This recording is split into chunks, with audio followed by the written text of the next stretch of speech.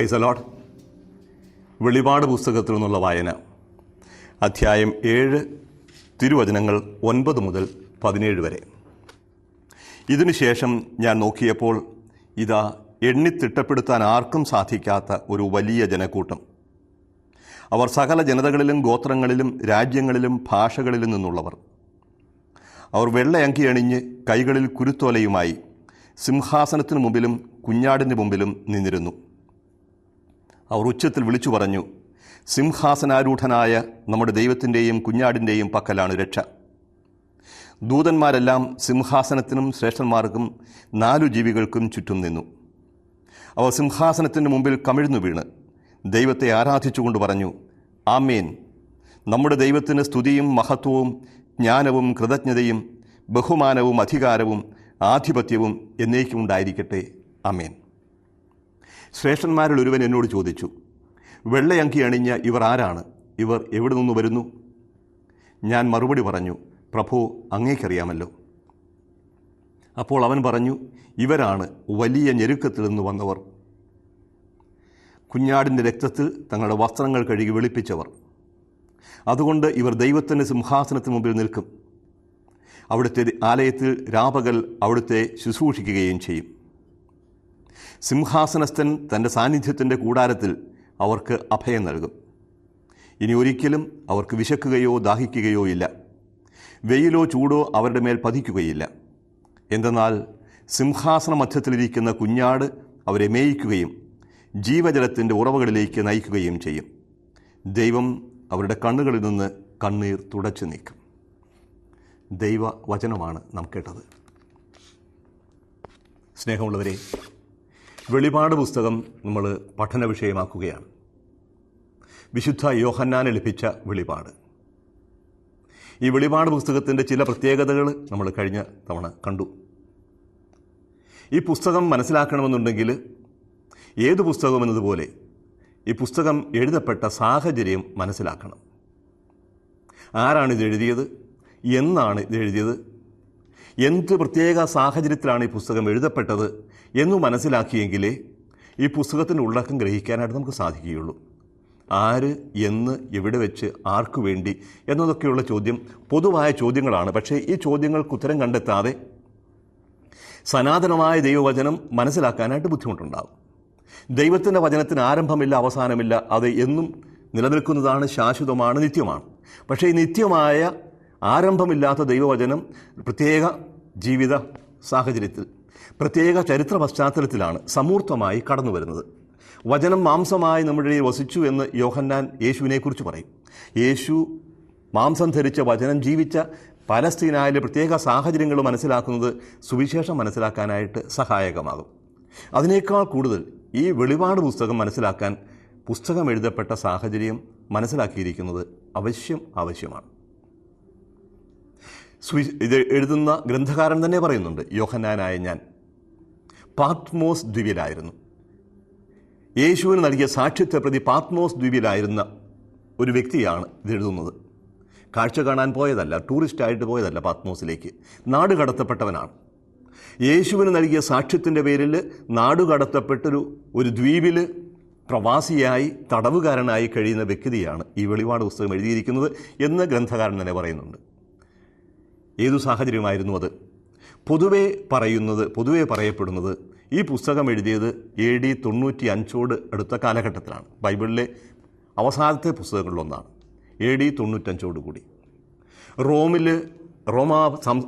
റോമാ സാമ്രാജ്യത്തിൻ്റെ ഒരു പ്രവിശ്യയായ ഏഷ്യയിൽ ജീവിച്ചിരുന്നൊരു വ്യക്തിയായിരുന്നു യോഹന്നാൻ. റോമാ സാമ്രാജ്യത്തുടനീളം മതപീഡനം നടക്കുന്നൊരു കാലഘട്ടമായിരുന്നു അത്. കാലഘട്ടത്തിൻ്റെ പ്രത്യേകത അതാണ്. AD 81 മുതൽ 96 വരെ റോമ ഭരിച്ച ഡൊമീഷ്യൻ ചക്രവർത്തിയുടെ ഭരണത്തിൻ്റെ അവസാനത്തോടു കൂടിയാണ് ഈ പുസ്തകം എഴുതപ്പെടുന്നത്. ഈ ഭരണത്തിന് പ്രത്യേകതയുണ്ടായിരുന്നു. ഭരണത്തിൻ്റെ 2ാം ഘട്ടമായപ്പോഴേക്കും ക്രൈസ്തവ സമൂഹം ഒന്നടങ്കം റോമാ സാമ്രാജ്യത്തിലുടനീളം വലിയ പീഡനത്തിന് ഇരയായ ഒരു സാഹചര്യമാണ്. ക്രിസ്ത്യാനിയായിരിക്കുന്നത് തന്നെ കുറ്റകരമായി പരിഗണിക്കപ്പെടുകയും മറ്റൊരു കുറ്റവും ചെയ്തിട്ടില്ലെങ്കിലും അവൻ ക്രിസ്ത്യാനിയാണോ, അവൻ ശിക്ഷാർഹനാണ് എന്ന് തീരുമാനിക്കുകയും ചെയ്ത ഒരു കാലഘട്ടം. യേശുവിനെ ഏറ്റുപറയുന്നത് മരണശിക്ഷ അർഹിക്കുന്ന കുറ്റമായി കരുതപ്പെട്ടിരുന്നൊരു സാഹചര്യത്തിലാണ് ഈ പുസ്തകം എഴുതപ്പെടുന്നത്. എന്തുകൊണ്ട് ഇങ്ങനൊരു പീഡനമുണ്ടായി? എന്തുകൊണ്ട് ക്രിസ്ത്യാനികൾ പീഡിപ്പിക്കപ്പെട്ടു? ഒരു തെറ്റും ചെയ്തിട്ടില്ലെങ്കിലും ഞാൻ ക്രിസ്ത്യാനിയാണ് എന്ന പേരിൽ മാത്രം ഒരു ക്രിസ്ത്യാനി പീഡിപ്പിക്കപ്പെടുന്നെങ്കിൽ അതിന് തക്കതായ കാരണങ്ങളുണ്ടാവണം. സഭയെ സംബന്ധിച്ച്, ക്രിസ്ത്യാനികളെ സംബന്ധിച്ച് ഇതൊരു പുതുമയായിരുന്നില്ല. യേശു തന്നെ മുന്നറിയിപ്പ് കൊടുത്തിട്ടുണ്ട്. എന്നെ അനുഗമിക്കാൻ ആഗ്രഹിക്കുന്നവൻ സ്വയം പരിത്യജിച്ച് കുരിശുമെടുത്തതിൻ്റെ പിന്നാലെ വരണമെന്ന് പറയുക. ഇതൊരു ഭംഗി വാക്കല്ല.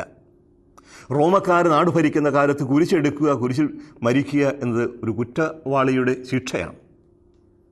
നമുക്കറിയാം, ക്രിസ്തുമതത്തിൻ്റെ ഉറവിടം യേശു ക്രിസ്തുവാണ്. ആ യേശുവിൻ്റെ കുരിശിൽ നിന്നാണ് സഭ ആരംഭിക്കുന്നത്.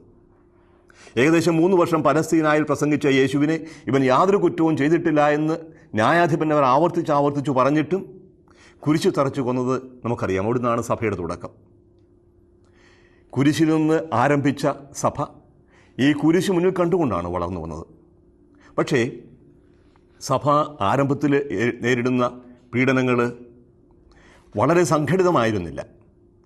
ഒരു ഭാഗത്ത് യഹൂദരുടെ നേതൃത്വത്തിൽ നിന്ന് സഭയ്ക്ക് പീഡനങ്ങൾ ഏൽക്കേണ്ടി വന്നിട്ടുണ്ട്. പ്രത്യേകിച്ചും യഹൂദ സഭയിൽ നിന്ന്, യഹൂദ മതത്തിൽ നിന്ന് പൊട്ടിപ്പിരിഞ്ഞു പോയ ഒരു വിഭാഗമാണെന്നുള്ള ധാരണയിൽ അവരെ തിരിച്ചു കൊണ്ടുവരാൻ വേണ്ടി, അല്ലെങ്കിൽ മറ്റ് യഹൂദർ ക്രിസ്തുമതത്തിലേക്ക് കടന്നു പോകാതിരിക്കാൻ വേണ്ടി പീഡനങ്ങൾ നടത്തിയ സംഭവങ്ങളുണ്ട്.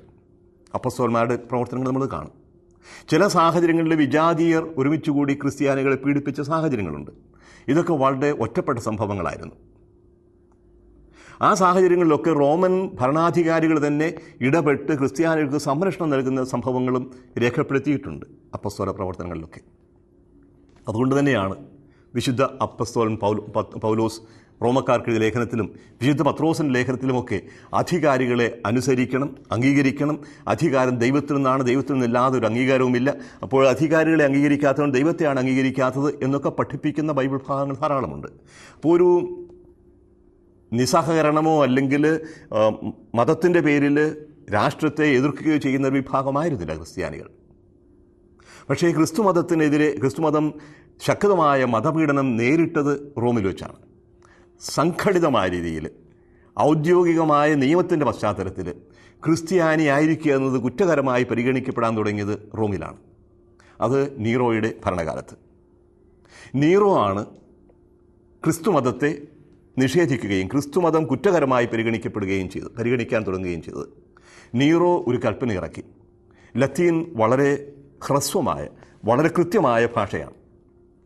2 വാക്കുകളിൽ ഒതുങ്ങിയ നിയമം. നോൺ ലീച്ചത്ത് ക്രിസ്ത്യാനോസ് എസെ. 4 വാക്കുകൾ ഉദാഹരണത്തിന്. നോൺ ലീച്ചത്ത് ക്രിസ്ത്യാനോസ് എസെ.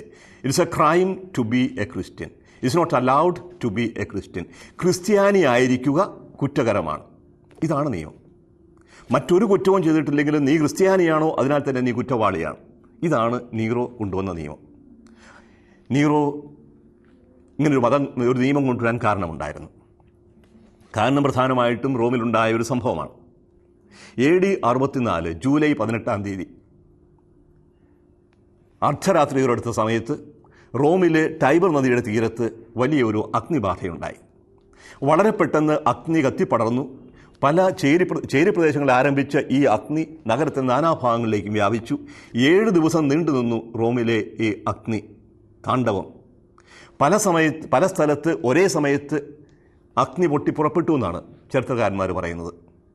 ആരാണ് ഇപ്രകാരം ഒരു അഗ്നിബാധയ്ക്ക് കാരണമായത്? ഇത് ആകസ്മികമായിട്ട് യാദൃച്ഛികമായിട്ടുണ്ടായ സംഭവമല്ല. It's not an accident.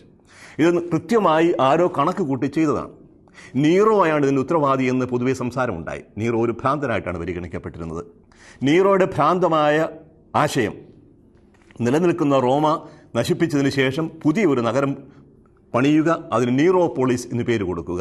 റോമയ്ക്ക് പകരം നീറോപോളിസ് എന്ന് പുതിയ പട്ടണം പണിയാൻ വേണ്ടി നിലനിൽക്കുന്ന റോമയെ നശിപ്പിക്കാനായിട്ട് തീരുമാനിച്ചത് ഭ്രാന്തനായ നീറോ ആണെന്ന കാട്ടുതീ പോലെ വാർത്ത വരുന്നപ്പോൾ നീറോയുടെ തന്നെ നിലനിൽപ്പ് അപകടത്തിലായെന്ന് അദ്ദേഹം മനസ്സിലായി. ഈ സാഹചര്യത്തിലാണ് റോമ നഗരത്തിൻ്റെ അഗ്നിബാധയ്ക്ക് കാരണക്കാരായ ആരെയെങ്കിലും കണ്ടുപിടിക്കുക ആവശ്യമായിട്ട് വന്നു. അവൾ തീരുമാനിച്ചു ക്രിസ്ത്യാനികളാണ് റോമിന് തീവെച്ചത്. ക്രിസ്ത്യാനികൾ റോമിന് തീവെച്ചു എന്നുള്ള വാർത്തയും നീറോയുടെ ഭാഗത്തു നിന്നുണ്ടായി എന്നാണ് ചരിത്രകാരന്മാർ പറയുക. ജനങ്ങളത് വിശ്വസിച്ചു എന്ന് വേണം കരുതാൻ. ക്രിസ്ത്യാനികൾ കൂട്ടം കൂട്ടമായി പീഡിപ്പിക്കപ്പെടാൻ തുടങ്ങി. അത് റോമിലായിരുന്നു പ്രധാനമായിട്ട്. ഒരുപാട് പേര് അതിക്രൂരമായ പീഡനത്തിനിരയായി. അവർ വന്യമൃഗങ്ങളുമായിട്ടുള്ള പോരാട്ടങ്ങളിൽ കൊല്ലപ്പെട്ടു. പലരെയും ജ്വലിക്കുന്ന ഈ പന്തങ്ങളായി നീറോയുടെ ഗാർഡനിൽ മരത്തിൽ ക്രിസ്ത്യാനികളെ കെട്ടി നിർത്തിയതിനു ശേഷം അവരെ ചുറ്റും തുണി പൊതിയുകയും എണ്ണ ഒഴിക്കുകയും ചെയ്ത് പന്തങ്ങളായി കൊളുത്തി കത്തിച്ചു. ജീവിക്കുന്ന തീപന്തങ്ങൾ. ഒരുപാട് ക്രിസ്ത്യാനികൾ ഇപ്രകാരം കൊല്ലപ്പെട്ടു. ഇങ്ങനെ കൊല്ലപ്പെടുന്നതിന് കാരണം എന്താണ്? ജനങ്ങൾ ഇതിനെ എതിർത്തില്ലേ? ആരും ഇതിനൊന്നും എതിർത്തു പറഞ്ഞില്ലേ? എന്തുകൊണ്ട് കുറ്റമൊന്നും ചെയ്തിട്ടില്ലെങ്കിൽ ക്രിസ്ത്യാനികളെ ഇങ്ങനെ പീഡിപ്പിക്കുന്നതിൽ ആരും എതിർക്കുന്നില്ല? അപ്പോഴാരായിരുന്നു ക്രിസ്ത്യാനികൾ? എന്തായിരുന്നു അവരുടെ ജീവിതശൈലി? എന്തുകൊണ്ടാണ് ഇങ്ങനെ ഒരു കഠിനമായ മതപീഡനം ക്രിസ്ത്യാനികൾ നേരിടേണ്ടി വന്നത്? അത് മനസ്സിലാക്കേണ്ടത് ആവശ്യമാണ്. ക്രിസ്ത്യാനികൾ പൊതുവെ ഒരു കുറ്റവും ചെയ്യില്ല എന്ന് വാഗ്ദാനം ചെയ്യുന്നവരാണ്. അവരാരെയും ദ്രോഹിക്കുകയില്ല, മോഷ്ടിക്കുകയില്ല, വഞ്ചനയില്ല, വ്യഭിചാരമില്ല, കൊലപാതകമില്ല, ഒരു തെറ്റും ചെയ്യില്ല. രാഷ്ട്രത്തിൻ്റെ നിയമങ്ങളെല്ലാം കർശനമായി അനുസരിക്കും. അപ്പോൾ പിന്നെ എന്താണ് ഇവരുടെ കുഴപ്പം? ഇവരുടെ കുഴപ്പം വേറൊന്നാണ്. ക്രിസ്ത്യാനിയാകുന്ന ഒരു വ്യക്തി റോമിലെ ദൈവങ്ങളെ ഒന്നും ആരാധിക്കുകയില്ല. റോമിൽ ഒരുപാട് ദൈവങ്ങളുണ്ട്. ഹെർമസും ഹെർക്കുലിസും അതുപോലെ തന്നെ റോമാ ദേവതയും അപ്പോളോയും ഒക്കെ ദേവന്മാരായി അവരോധിക്കപ്പെടുകയും അവർക്കെല്ലാം അമ്പലങ്ങളും ഉത്സവങ്ങളും ഉണ്ടായിരിക്കുകയും ചെയ്യുന്നൊരു സാഹചര്യത്തിൽ ഒരാൾ ക്രിസ്ത്യാനിയായി കഴിയുമ്പോൾ ഇനി ഈ ക്ഷേത്രങ്ങളിലേക്കൊന്നും ഞങ്ങൾ വരില്ല, ഒരു ദേവനെയും ദൈവമായി അംഗീകരിക്കുകയില്ല, ഒരു വിഗ്രഹത്തെയും ഞങ്ങൾ ആരാധിക്കുകയില്ല, ഒരു വിഗ്രഹത്തിന് മുമ്പിൽ ഞങ്ങൾ കുമ്പിടുകയില്ല എന്നൊരു തീരുമാനമെടുക്കുമ്പോൾ മതപരമായ തലത്തിൽ അവർ വേറിട്ട് നിൽക്കുകയാണ്. അതുകൊണ്ട് തന്നെ ക്രിസ്ത്യാനികൾ നിരീശ്വരന്മാരാണെന്ന് മുദ്രകുത്തപ്പെട്ടിരുന്നു. ജനം വിശ്വസിക്കുന്ന ഒരു ദൈവത്തിലും വിശ്വസിക്കാതിരിക്കുക, റോമിലെ പൊതുജനങ്ങൾ നടത്തുന്ന ഒരു മതാചാരങ്ങളിലും പങ്കെടുക്കാതിരിക്കുക, ഒരു ക്ഷേത്രങ്ങളിലും പോകാതിരിക്കുക, ഒരു വിഗ്രഹത്തിനും ബലിയർപ്പിക്കാതിരിക്കുക. ഇങ്ങനെ വരുമ്പോൾ ഇവർ വിഗ്രഹാരാധകരല്ല, ഇവർ വിഗ്രഹഭഞ്ജകരാണ്, അല്ല, ഇവർ നിരീശ്വരന്മാരാണ്. എഥെയിസം ക്രിസ്ത്യാനികൾക്കെതിരെ ആരോപിക്കപ്പെട്ടത് ഇവർ നിരീശ്വരന്മാരാണെന്നാണ്. ഒന്ന്, ഇതുമാത്രമായിരുന്നില്ല ക്രിസ്ത്യാനികളുടെ കുറ്റം. അവരൊന്നും ചെയ്യുന്നില്ല, പക്ഷേ അവർ പൊതുജീവിതത്തിൽ നിന്ന് മാറി നിൽക്കുന്നു. റോമക്കാരുടെ ഏറ്റവും വലിയ ജോലി വിനോദമായിരുന്നു. ഇന്ന് ചെന്നാൽ റോമിൽ ചെന്നാൽ കാണാം ഒരുപാട് തിയേറ്ററുകൾ, ആംഫി തിയേറ്റർ, സ്റ്റേഡിയംസ്. ചിർക്കോ മാക്സിമോ എന്ന് പറയുന്ന ഏതാണ്ട് 1 കിലോമീറ്ററോളം നീളമുള്ള വലിയ ഒരു സ്റ്റേഡിയം, കുതിരപ്പന്തയത്തിന് ഉപയോഗിച്ചിരുന്ന 3 ലക്ഷം ആൾക്കാർക്ക് ഇരിപ്പിടമൊരുക്കിയിരുന്ന വലിയ ഒരു സ്റ്റേഡിയം. ഇന്ന് പോലും ലോകത്ത് എവിടെയെങ്കിലും ഉണ്ടോ എന്നറിയില്ല, അതുപോലെ വലിയ സ്റ്റേഡിയംസ്. 3 ലക്ഷം പേർക്ക് ഇരിക്കാവുന്ന ചിർക്കോ മാക്സിമോസ്. ഏതാണ്ട് 60,000 പേരെ ഉൾക്കൊള്ളാവുന്ന കൊളോസിയം അതിന് തൊട്ടടുത്ത് 1 കിലോമീറ്റർ അകലെയുണ്ട്. ഒരുപാട് സ്റ്റേഡിയംസ് ഉള്ള സ്ഥലങ്ങളാണ്. റോമക്കാരുടെ ഏറ്റവും വലിയ വിനോദങ്ങൾ കുതിരപ്പന്തയവും ഓട്ടവുമായിരുന്നില്ല, അതിനേക്കാൾ കൂടുതൽ ദ്വന്ദ്വ യുദ്ധങ്ങളായിരുന്നു. അവിടെ മനുഷ്യനെതിരെ യുദ്ധം ചെയ്യും. യുദ്ധത്തിൽ തോൽക്കുന്നവൻ കൊല്ലപ്പെടണമോ ജീവിക്കണമോ എന്ന് തീരുമാനിക്കുന്ന കാണികളാണ്. 10,000-കണക്കിന് ആളുകൾ ഇരിക്കുന്ന ഗാലറിയിലേക്ക് വീണ് കിടക്കുന്നവൻ്റെ നെഞ്ചത്ത് കാല് വെച്ചുകൊണ്ട് വിജയി അവൻ്റെ കഴുത്തിൽ വാളും വെച്ച് നോക്കും ചുറ്റുപാടും. ജനങ്ങളുടെ കൈവിരലുകൾ മുകളിലേക്കാണെന്നുണ്ടെങ്കിൽ അവൻ ജീവിക്കട്ടെ എന്നാണ് പറയുക, അല്ല താഴേക്കാണെങ്കിൽ അവൻ മരിക്കണം. റോമക്കാരുടെ കൈവിരൽ പൊതുവേ താഴേക്കായിരുന്നു. താഴെ കിടക്കുന്നവനെ വധിക്കണം, അവനെ കൊന്നതിന് ശേഷമേ ഈ യുദ്ധം അവസാനിക്കൂ. ഇത് മനുഷ്യനെ കുരുതി കഴിക്കുന്ന വേദികളായി തീർന്നു. ദ്വന്ദ്വ യുദ്ധങ്ങൾ ധാരാളമുണ്ടായി. മനുഷ്യർ തമ്മിൽ മാത്രമല്ല, മനുഷ്യരും മൃഗങ്ങളും തമ്മിൽ ദ്വന്ദ്വ യുദ്ധങ്ങളുണ്ടായിരുന്നു. ഈ യുദ്ധങ്ങളും കളികളുമെല്ലാം ഒരു മനുഷ്യക്കുരുതിയിലാണ് അവസാനിക്കുക. രക്തം കാണുന്നതിൽ ആഹ്ലാദിച്ചിരുന്നൊരു സമൂഹമായിരുന്നു റോമക്കാർ. അതിനുവേണ്ടി ആളുകളെ, അടിമകളെ പ്രത്യേകമായിട്ട് ഒരുക്കുമായിരുന്നു ദ്വന്ദ്വ യുദ്ധങ്ങൾക്ക് വേണ്ടി. മൃഗങ്ങളെ റോമാ സാമ്രാജ്യത്തിൻ്റെ നാനാഭാഗങ്ങളിൽ നിന്നും പുലിയും കരടിയും സിംഹവും ഒക്കെ വരുമായിരുന്നു. ഇങ്ങനെ ഈ മൃഗങ്ങൾ തമ്മിലുള്ള യുദ്ധം, അവിടെയും മരിക്കുന്ന മനുഷ്യനാണ്. മനുഷ്യൻ മരിക്കുന്നത് കാണുന്നതിൽ സന്തോഷിക്കുന്ന ഒരു സമൂഹം അവിടെ അട്ടഹസിക്കും, ജനങ്ങൾ വിളിക്കും വിജയിക്ക് ആഘോഷത്തിന് വേണ്ടി. ഈ ആഘോഷങ്ങളൊക്കെ ആരംഭിക്കുന്ന ഒരു ബലിയർപ്പണത്തോടു കൂടിയാണ്. ഇന്ന ദേവൻ്റെ ബഹുമാനാർത്ഥമാണ് ബലിയർപ്പിക്കപ്പെടാൻ പോകുന്നത്, ഇന്ന ദേവൻ്റെ ബഹുമാനാർത്ഥമാണ് ഇന്നത്തെ കളികൾ നടക്കുക എന്ന് നേരത്തെ അനൗൺസ് ചെയ്തിരുന്നു. ഇങ്ങനെയുള്ള കളികൾ എല്ലാം സൗജന്യമായിരുന്നു റോമക്കാർക്ക്. റോമക്കാർ സൗജന്യമായി പോകുന്ന ഈ സാഹചര്യത്തിൽ ക്രിസ്ത്യാനികൾ പങ്കെടുക്കുമായിരുന്നില്ല. മനുഷ്യനെ നിരപരാധിയായ മനുഷ്യനെ കുരുതി ചെയ്യുന്ന ഈ കുരുതിക്കളത്തിലേക്ക് കടന്നു പോകാനായിട്ട് ഒരു ക്രിസ്ത്യാനിയും തയ്യാറാകുമായിരുന്നില്ല. അപ്പോൾ പൊതുജീവിതത്തിൽ നിന്ന്, വിനോദവേദികളിൽ നിന്ന് ക്രിസ്ത്യാനികൾ മാറി നിൽക്കുകയാണ്. വീണ്ടും മൂന്നാമതൊന്ന് വിരുന്നുകളാണ്. റോമക്കാർ വിരുന്നുകളിൽ താല്പര്യമുള്ളവരാണ്. ഒരുപാട് വിരുന്നുകൾ നടക്കുമായിരുന്നു. വിരുന്ന് വലിയ ആഘോഷങ്ങളാണ്. സൂര്യാസ്തമയത്തോടുകൂടി ആരംഭിക്കുന്ന വിരുന്ന് മിക്കവാറും രാത്രി വെളുപ്പാങ്കാലത്ത് 2 മണിയോ 3 മണിയൊക്കെ ആകുമ്പോഴാവും. രാത്രിയുടെ 2-ാം യാമത്തിലോ 3-ാം യാമത്തിലോ യജമാനൻ മടങ്ങി വരുമ്പോൾ അവൻ്റെ വരവും കാത്തിരിക്കുന്ന ഭൃത്യന്മാരെ പോലെ ആയിരിക്കണം നിങ്ങൾ എന്ന് യേശു പറഞ്ഞു. 3-ാം യാമം എന്ന് പറയുമ്പോഴത്തേക്ക് ഏതാണ്ട് 3 മണിയാകും വെളുപ്പാങ്കാലത്ത്. ഇങ്ങനെ 6 മണിക്ക് ആരംഭിക്കുന്ന വിരുന്നുകൾ ഏതാണ്ട് 8-9 മണിക്കൂർ നീളുന്നു. ആ വിരുന്നും നടത്തുന്നത് ഏതെങ്കിലും ദേവൻ്റെ ബഹുമാനാർത്ഥമായിരിക്കും. ആ വിരുന്നിൽ വിളമ്പുന്നത് ഈ ദേവന് ബലിയർപ്പിച്ച മൃഗത്തിൻ്റെ മാംസമായിരിക്കും. വിരുന്നുകൾ പലപ്പോഴും വിരുന്നുകൾ മാത്രമായിട്ടല്ല അവസാനിക്കുക, അത് വലിയ ഒരു ലൈംഗിക അരാജകത്വത്തിൻ്റെ ഒരു രംഗമായി മാറുമായിരുന്നു. ലൈംഗിക ധാർമ്മികതയ്ക്ക് പ്രത്യേക പ്രാധാന്യം നൽകിയിരുന്നൊരു സമൂഹമായിരുന്നില്ല റോമിലേത്. ആരുമായി ബന്ധപ്പെടാമെന്നുള്ളൊരു സ്വാതന്ത്ര്യമുണ്ടായിരുന്നു. സ്ത്രീകൾക്കും പുരുഷന്മാർക്കും ഒരുപോലെ സ്വാതന്ത്ര്യമുണ്ടായിരുന്നൊരു സാഹചര്യം.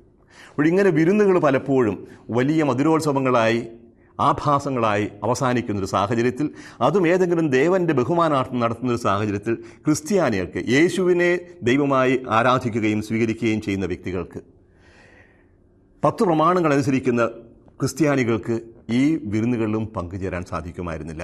അപ്പോൾ പൊതുജീവിതത്തിൽ നിന്ന് ഇവർ പിന്മാറുകയാണ്. വിരുന്നുകളിലില്ല, വിനോദങ്ങളിലില്ല, ദേവാലയങ്ങളിൽ ക്ഷേത്രങ്ങളിൽ അവരെ കാണാനില്ല, ഉത്സവങ്ങളിലും പങ്കെടുക്കുന്നില്ല. അപ്പോൾ നോട്ടപ്പുള്ളികളായി മാറുന്നു. ഇവർ മറ്റൊരു കുറ്റവും ചെയ്തില്ലെങ്കിലും സമൂഹത്തിന് പ്രത്യേകതയായി, അവരുടെ ജീവിതത്തിനും പ്രത്യേകതയുണ്ട്. ജീവിതശൈലി റോമക്കാരുടേതായിരുന്നില്ല. ആ പഴയ ശൈലി ഉപേക്ഷിച്ച് ഒരു പുതിയ ജീവിതശൈലിയിലേക്ക്, സാഹോദര്യത്തിൻ്റെ, സ്നേഹത്തിൻ്റെ, ക്ഷമിക്കുന്ന സ്നേഹത്തിൻ്റെ ശൈലിയിലേക്ക് കടന്നു വന്നത് സ്വീകരിക്കാനോ മനസ്സിലാക്കാനോ മറ്റുള്ളവർക്ക് സാധിക്കുമായിരുന്നില്ല. ഈ സാഹചര്യത്തിൽ വേണം ക്രിസ്ത്യാനികളുടെ വിശ്വാസത്തെക്കുറിച്ച് ചിന്തിക്കാൻ. ക്രിസ്ത്യാനികൾ ക്ഷേത്രങ്ങളിലോ ഉത്സവങ്ങളിലോ പങ്കെടുക്കുമായിരുന്നില്ല, പക്ഷെ അവർക്ക് അവരുടേതായിട്ടുള്ള സമ്മേളനങ്ങളുണ്ടായിരുന്നു.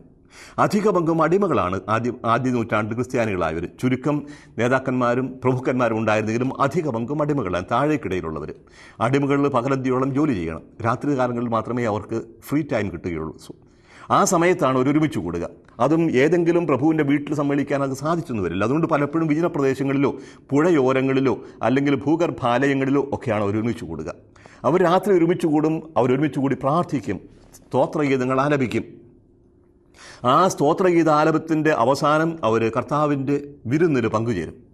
കർത്താവിൻ്റെ വിരുന്ന്, അപ്പം മുറിക്കൽ ശുശ്രൂഷ അവസാനിക്കുന്നത് എല്ലാവരും ഈ മുറിച്ച അപ്പത്തിൽ പങ്കുചേർന്നുകൊണ്ടാണ്, ഭക്ഷിച്ചുകൊണ്ടാണ്. പക്ഷേ അപ്പം മുറിക്കൽ ശുശ്രൂഷയിൽ തന്നെ നമുക്കറിയാം, അതിൻ്റെ കേന്ദ്രമായി നിൽക്കുന്നത് യേശുവിൻ്റെ ശരീരം വിഭജിച്ച് പങ്കുവയ്ക്കുന്നതാണ്. ഇത് നിങ്ങൾക്ക് വേണ്ടി വിഭജിക്കപ്പെടുന്ന എൻ്റെ ശരീരമാകുന്നു, വാങ്ങി ഭക്ഷിക്കുവിൻ. ഇത് നിങ്ങൾക്ക് വേണ്ടി ചിന്തപ്പെടുന്ന എൻ്റെ രക്തമാകുന്നു, വാങ്ങി കുടിക്കുവിൻ. ഇതാണ് വിശുദ്ധ കുർബാനയുടെ അഥവാ അപ്പം മുറിക്കൽ ശുശ്രൂഷയുടെ കേന്ദ്രമായി നിൽക്കുന്ന സംഭവം. പുറമെ നിന്ന് ആരെങ്കിലും ഈ വാക്ക് കേൾക്കുകയാണെങ്കിൽ എന്താണ് അവർ മനസ്സിലാക്കുക? ഇവിടെ ആരോ കൊല്ലപ്പെടുകയാണ്. ഈ ക്രിസ്ത്യാനികൾ ആരെയോ കൊന്ന് മാംസം ഭക്ഷിക്കുകയാണ്, അവൻ രക്തം കുടിക്കുകയാണ് എന്ന് പറഞ്ഞു വരത്താൻ തുടങ്ങി. അത് 1-2 പേരല്ല, പൊതുവേ ആൾക്കാർ പറയാൻ തുടങ്ങി. ക്രിസ്ത്യാനികൾ അവരുടെ രാത്രി സമ്മേളനങ്ങളിൽ ഒരു ശിശുവിനെ ധാന്യ മാവിൽ പൊതിഞ്ഞ് അതിൻ്റെ ഹൃദയം കുത്തിപ്പിളർന്ന് ആ രക്തം കുടിക്കുകയും അവസാനം ആ കുഞ്ഞിൻ്റെ മാംസം അവർ ഭക്ഷിക്കുകയും ചെയ്യും. ഇങ്ങനെ നരഭോജികളാണ് ക്രിസ്ത്യാനികൾ എന്ന് ക്രിസ്ത്യാനികൾക്കെതിരെ തെറ്റായ പ്രചരണങ്ങൾ നാട്ടിൽ നടന്നിരുന്നു. ഇതുപോലെ ക്രിസ്ത്യാനികൾക്കെതിരെ ഒരുപാട് തെറ്റായ പ്രചരണങ്ങളുണ്ടായിരുന്നു. അറിയാൻ പാടില്ലാത്തതുകൊണ്ടും തങ്ങളുടേതായ ആചാരങ്ങൾ പങ്കുചേരാത്തതുകൊണ്ടും ഇവർ ചെയ്യുന്നതെല്ലാം ക്രൂരമായ തെറ്റുകളാണ് എന്ന് പറഞ്ഞു വരുത്തി അങ്ങനെ ഒരു നോട്ടപ്പുള്ളികൾ മാത്രമല്ല, വിരോധത്തിനും ശത്രുതയ്ക്കും കാരണമാവുകയും ചെയ്തു. ഇതിനെല്ലാം പുറമെ ക്രിസ്ത്യാനികളുടെ അടിസ്ഥാന വിശ്വാസം യേശു ക്രിസ്തുവിലാണ്. ആരാണ് യേശു ക്രിസ്തു? റോമക്കാരെ സംബന്ധിച്ചിടത്തോളം, റോമക്കാരെ സംബന്ധിച്ച് യേശു ക്രിസ്തു എന്ന് പറയുന്ന വ്യക്തി ഒരു യഹൂദനാണ്. റോമൻ ഗവർണറായ പൊന്തിയോസ് പീലാത്തോസ് മരണശിക്ഷ വിധിക്കുകയും റോമൻ പടയാളികളെ കുരിശ് തറച്ച് കൊല്ലുകയും ചെയ്ത ഒരു കലാപകാരിയായിട്ട് റോമക്കാർക്ക് യേശു ക്രിസ്തുവിനെ കാണാൻ സാധിക്കുമായിരുന്നുള്ളൂ. പലസ്തീനായിൽ കുരിശ് തറച്ച് കൊല്ലപ്പെട്ട ഈ വ്യക്തി, അവൻ ഉയർത്തെഴുന്നേറ്റു, അവൻ ജീവിക്കുന്നു, അവൻ വീണ്ടും വരും, അവൻ ഈ ഭൂമിയിൽ ഒരു പുതിയ സാമ്രാജ്യം തന്നെ കെട്ടിപ്പടുക്കും എന്ന് ക്രിസ്ത്യാനികൾ വിശ്വസിക്കുന്നു, പഠിപ്പിക്കുന്നു എന്നാണ് റോമക്കാർ മനസ്സിലാക്കിയത്. ദൈവരാജ്യത്തെക്കുറിച്ചുള്ള പ്രബോധനങ്ങൾ, ദൈവരാജ്യത്തെക്കുറിച്ചുള്ള വിശ്വാസം ഇപ്രകാരമാണ് വ്യാഖ്യാനിക്കപ്പെടുക: യേശു മരിച്ചെങ്കിലും ഉയർത്തെഴുന്നേറ്റു, അങ്ങയുടെ രാജ്യം വരണമേ എന്നാണ് ക്രിസ്ത്യാനികൾ എപ്പോഴും പ്രാർത്ഥിക്കുന്നത്. യേശു പഠിപ്പിച്ചതും അതല്ലേ, അങ്ങയുടെ രാജ്യം വരണം. അപ്പോൾ റോമാ സാമ്രാജ്യത്തെ തുരത്തിക്കൊണ്ട് റോമിനപ്പുറത്ത് മറ്റൊരു രാജ്യം വരുന്നതിനെക്കുറിച്ച് പ്രതീക്ഷിക്കുന്നവരാണ് ക്രിസ്ത്യാനികൾ എന്ന് റോമക്കാർ വിശ്വസിച്ചു. അപ്പോഴിങ്ങനെ പൊതുജീവിതത്തിൽ നിന്ന് മാറി നിൽക്കുകയും അനേകം തെറ്റായ ആരോപണങ്ങൾക്ക് വിധേയരാവുകയും ചെയ്തപ്പോൾ ക്രിസ്ത്യാനികളെ ഭയത്തോടു കൂടി നോക്കാൻ തുടങ്ങി പലരും. ഈ ഒരു സാഹചര്യത്തിൽ റോമിനെതിരെ ക്രിസ്ത്യാനികൾ തിരിയുന്നു എന്ന പ്രചരണം വിശ്വസിക്കാനായിട്ട് എളുപ്പമായിരുന്നു. അതിൻ്റെ ഫലം ക്രിസ്ത്യാനികൾ അനുഭവിക്കുകയും ചെയ്തു. റോമ സാമ്രാജ്യത്തിൽ ഏതാണ്ട് 4 വർഷത്തോളം ദീർഘിച്ചു. 64 ആരംഭിച്ച മതപീഡനം 67 നീറോ മരിക്കുന്നതോടുകൂടിയാണ് ഈ മതപീഡനം തൽക്കാലത്തേക്ക് ഒതുങ്ങുക. പക്ഷേ നീറോ ഉണ്ടാക്കിയ നിയമം ക്രിസ്ത്യാനിയായിരിക്കുന്നത് കുറ്റകരമാണ് എന്ന നിയമം നിലവിൽ വന്നു. ഇനി അങ്ങോട്ട് മതപീഡനങ്ങൾ പലതുണ്ടാകും. ഈ ഒരു പശ്ചാത്തലത്തിലാണ് ഡൊമീഷ്യൻ മതപീഡനം ആരംഭിക്കുന്നത്. ഡൊമീഷ്യൻ്റെ മതപീഡനത്തിന് മറ്റൊരു കാരണം കൂടി ഉണ്ടായിരുന്നു. പൊതുവേ ഭീരുവായിരുന്നു. മറ്റുള്ളവരെന്നെ കൊല്ലാൻ നോക്കുന്നു എന്ന് ചിന്തിച്ചിരുന്ന ഒരു ഭീരുവായിരുന്നു ഡൊമീഷ്യൻ എന്നാണ് പറയുക. അതുകൊണ്ട് തനിക്കെതിരായി വരുന്നവരെയെല്ലാം വളരെ കഠിനമായി ക്രൂരമായി നേരിടുന്ന ഒരു വ്യക്തിയായിരുന്നു.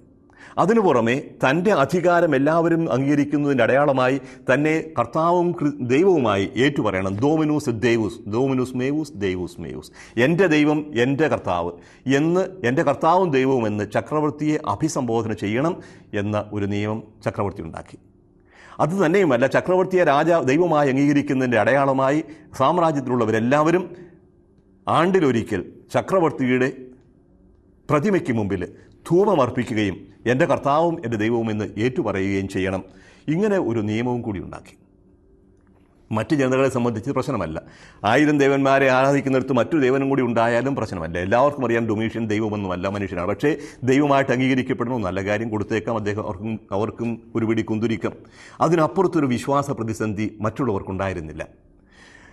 യഹൂദരെ സംബന്ധിച്ച് ഈ നിയമം ബാധകമായിരുന്നില്ല. കാരണം യഹൂദ മതത്തെ വ്യത്യസ്തമായിരുന്ന മതമായി റോം തന്നെ അംഗീകരിച്ചിരുന്നു. അവർ വിഗ്രഹാരാധന നടത്താത്തവരായതുകൊണ്ട് ചക്രവർത്തി ആരാധിക്കുക യഹൂദരുടെ മേൽ അടിച്ചേൽപ്പിച്ചിരുന്നില്ല. പക്ഷേ ക്രിസ്ത്യാനികളെ സംബന്ധിച്ച് ഈ നിയമം നിർണായകമായ ഒരു പ്രതിസന്ധി ഉണ്ടാക്കി. ഒന്നുകിൽ ചക്രവർത്തിയെ ആരാധിച്ച് ജീവൻ സംരക്ഷിക്കുക, ഇല്ലെങ്കിൽ ചക്രവർത്തി ആരാധന നിഷേധിച്ചുകൊണ്ട് ജീവൻ ത്യജിക്കുക. വളരെ നിർണായകമായൊരു പ്രതിസന്ധിയിലെത്തുന്നു സഭ. ഈ നിയമം എല്ലായിടത്തും നടപ്പായില്ല. പക്ഷേ ഏഷ്യ മൈനർ എന്ന് പറയുന്ന പ്രവിശ്യയിൽ അവിടുത്തെ പ്രാദേശികാധികാരികൾ കർശനമായി ഈ നിയമം നടപ്പിലാക്കാനായിട്ട് ശ്രമിച്ചു. അപ്പോൾ ക്രിസ്ത്യാനികൾ വലിയ ഒരു പ്രതിസന്ധിയിലായി. യോഹന്നാൻ മെത്രാനായിരിക്കുന്ന അധിപനായിരിക്കുന്ന ആ സമൂഹത്തിൽ വലിയ പ്രതിസന്ധി ഉണ്ടായി. ഈ പ്രതിസന്ധിയിൽ എന്ത് തീരുമാനമെടുക്കും? യേശുവിനെ തള്ളിപ്പറഞ്ഞ് ചക്രവർത്തിക്ക് ആരാധന അർപ്പിച്ച് വിശ്വാസത്യാഗം നടത്തണമോ? അങ്ങനെയാണ്, അല്ലെങ്കിൽ ജീവൻ നഷ്ടപ്പെടുത്തിക്കൊണ്ട് യേശുവിനെ ഏറ്റുപറയണമോ? ഒന്നുകിൽ രക്തസാക്ഷി, അല്ലെങ്കിൽ വിശ്വാസത്യാഗി. ഇതിനപ്പുറത്ത് മൂന്നാമതൊരു സാഹചര്യം കൂടി ഉണ്ടായിരുന്നു. അതാണ് വിട്ടുവീഴ്ച മനോഭാവം. ഹൃദയത്തിൽ കർത്താവിനെ ഏറ്റുപറയുക, പുറമേ ചക്രവർത്തിയെ ആരാധിക്കുക. ചക്രവർത്തിയെ ആരാധിക്കുന്നതിൻ്റെ സൂചനയായി ഒരു പിടി കുന്തിരിക്കം പോയിക്കുക. എൻ്റെ കർത്താവ് എൻ്റെ ദൈവമേ എന്ന് പറയുമ്പോൾ ഇത് ഞാൻ എൻ്റെ യേശു ക്രിസ്തുവിനെയാണെന്ന് മനസ്സിൽ പറയുക. വിശ്വാസം മനസ്സിൽ സൂക്ഷിക്കേണ്ട ഒരു കാര്യമാണ്. എന്തിനു വെറുതെ ജീവൻ പാഴാക്കുന്നു എന്ന ഒരു ചിന്തയും കടന്നു വന്നു. ഇപ്പോഴീ 3 സാഹചര്യങ്ങൾ തീരുമാനമെടുക്കുക. ഒന്നുകിൽ രക്തസാക്ഷിയാവുക, അതല്ലെങ്കിൽ വിശ്വാസം നഷ്ടപ്പെടുത്തുക, അതല്ലെങ്കിൽ രണ്ടും കൂടി സ്വീകരിക്കാനായിട്ട് ശ്രമിക്കുക. ഈ പശ്ചാത്തലത്തിൽ ആണ് പുസ്തകം എഴുതപ്പെടുന്നത്. എഴുതുന്ന പുസ്തകത്തിന് പ്രത്യേകമായ ലക്ഷ്യമുണ്ട്. എന്താണ് ഈ മതപീഡനത്തിൻ്റെ കാരണം? ആരാണ് ഈ മതപീഡനത്തിൻ്റെ പിന്നിൽ നിൽക്കുന്നത്? എന്നാണ് ഈ മതപീഡനം അവസാനിക്കുക? യേശു ക്രിസ്തു എന്നും മടങ്ങി വരും? യേശുവിനെ തള്ളിപ്പറയുന്നവന് സംഭവിക്കാൻ പോകുന്നത് എന്താണ്? ഇപ്പോൾ ജീവൻ നഷ്ടപ്പെടുത്തുന്നവർക്ക് എന്ത് കിട്ടും? ഇത് വളരെ വ്യക്തമായി ജനങ്ങൾക്ക് പറഞ്ഞു കൊടുക്കണം. അതന്നും ഇന്നും പ്രസക്തമാണ്. യേശുക്രിസ്തുവിനെ ഏറ്റുപറഞ്ഞുകൊണ്ട് ജീവൻ നഷ്ടപ്പെടുത്താൻ തയ്യാറാകുന്നതിന് വേണ്ടി ഒരുക്കുന്ന ഒരു പുസ്തകമാണ് വെളിപാട് പുസ്തകം. നിർണായകമായ തീരുമാനമെടുക്കുക. ഇവിടെ 2 വഞ്ചിയിലും കാലുവെച്ച് പോകാനാവില്ല. ഒന്നുകിൽ ദൈവം, അല്ലെങ്കിൽ സാത്താൻ. ഒന്നുകിൽ ക്രിസ്തു, അല്ലെങ്കിൽ സാമ്രാജ്യം. ഇവിടെ വ്യക്തമായ തീരുമാനമെടുക്കാനായിട്ട് ജനങ്ങളെ പ്രേരിപ്പിക്കണം. ഇങ്ങനെ തീരുമാനമെടുക്കുന്നവർക്ക് ലഭിക്കാൻ പോകുന്ന പുതിയ ആകാശവും പുതിയ ഭൂമിയും, ദൈവം നൽകുന്ന ദൈവിക ജീവൻ, അതിനെക്കുറിച്ച് വ്യക്തമായ അറിവ് കൊടുക്കണം.